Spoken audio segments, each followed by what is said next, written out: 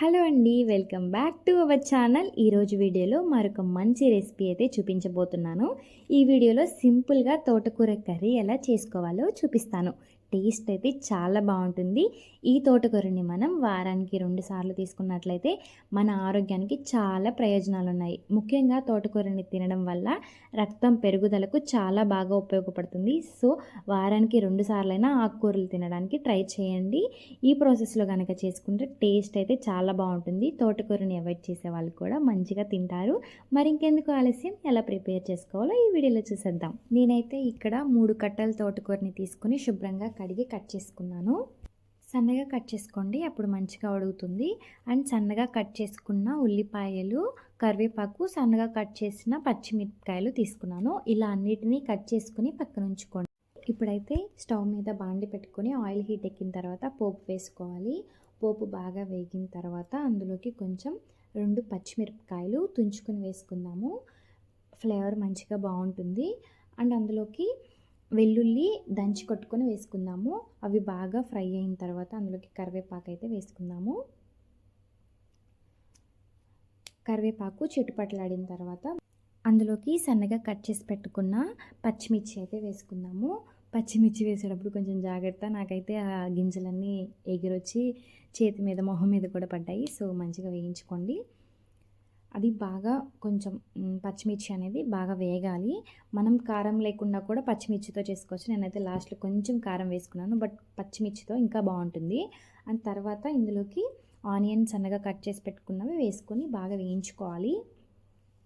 కొంచెం బ్రౌన్ కలర్లో వచ్చిన తర్వాతే మనం అది తోటకూర వేసుకోవాలి. చూసారు కదా, మంచిగా వేగిన తర్వాత ఇందులోకి తోటకూర అయితే వేసేసుకుందాం. సన్నగా కట్ చేసి పెట్టుకోవాలి, అప్పుడైతే బాగా ఉడుకుతుంది. తోటకూర తొందరగా ఉడుకుతుంది అనమాట. కొంచెం కొంచెంగా తోటకూరని వేసుకోవాలి. నేనైతే ఫస్ట్ కొంచెం వేసి మొత్తం తిప్పిన తర్వాత మళ్ళీ కొంచెం వేసుకుని మూత పెట్టుకున్నాను. ఎందుకంటే మనకి బాండీలో అవి 3 కట్టలు కాబట్టి బాండీలో సరిపోలేదు. బట్ అందుకని చెప్పి కొంచెం వేసుకుని తిప్పుకున్న తర్వాత మొత్తానికి నిండుగా పెట్టి దాని మీద మూత పెట్టుకున్నాక గ్యాస్ని హై ఫ్లేమ్లో పెట్టుకోండి. గ్యాస్ని హై ఫ్లేమ్లో పెట్టుకోవడం వల్ల కూర త్వరగా మగ్గుతుందండి. ఒక చిన్న రిక్వెస్ట్ అండి, మన ఛానల్ వీడియోస్ చూస్తున్నారు కానీ లైక్ చేయట్లేదు, సబ్స్క్రైబ్ చేయట్లేదు. మన ఛానల్ ఫస్ట్ టైం చూసినట్లయితే ప్లీజ్ అండి సబ్స్క్రైబ్ చేసుకుని లైక్ చేసుకుని సపోర్ట్ చేయండి. మీరు ఇచ్చే లైక్ నాకు ఎంతగానో సపోర్టివ్గా ఉంటుంది. చూడండి, మనం వేసుకున్న తోటకూర కాస్త మగ్గిపోయింది కదా. ఈ విధంగా కలుపుకున్న తర్వాత ఇందులోకి టేస్ట్కి తగ్గట్టు ఉప్పు అయితే వేసుకుందాం.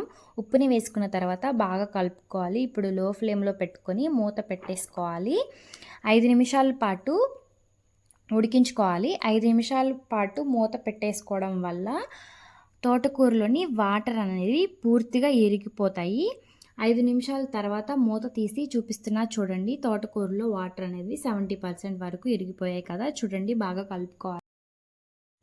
గరిటతో చిదుముకున్నట్టు కలుపుకోవాలి. ఈ విధంగా కలుపుకుంటే మనకి కర్రీ అనేది తొందరగా మగ్గిపోతుంది.